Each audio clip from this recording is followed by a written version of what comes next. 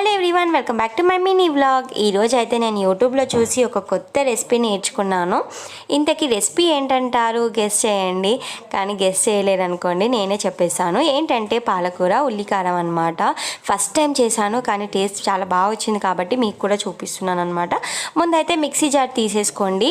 అందులో ఉల్లిపాయలు, వెల్లుల్లి, కారం, ఉప్పు, కొద్దిగా పసుపు వేసుకొని కొంచెం బరకగా ఉండేలాగా గ్రైండ్ చేసుకోండి. అంటే ఇలా మిక్సీ పట్టేసుకొని అది పక్కకు పెట్టేసుకొని తర్వాత కడాయి పెట్టుకోండి.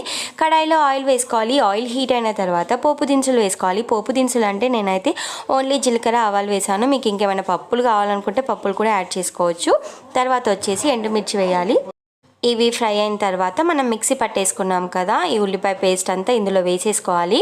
ఒక్కటి గుర్తుపెట్టుకోండి, ఇది ఎంత మంచిగా ఫ్రై అవుతే మనకి పాలకూర ఉల్లికారం అంత టేస్టీ వస్తుంది అనమాట. ఎందుకంటే పచ్చివే వేసాం కదా, మంచిగా ఆయిల్లో ఫ్రై అయిపోవాలి. ఇది ఫ్రై అయిన తర్వాత పాలకూర వేసుకోవాలి. మంచిగా శుభ్రంగా కడిగేసుకొని వేసుకోండి. తర్వాత వచ్చేసి నేను అందులోనే కరివేపాకు కూడా యాడ్ చేసేసాను.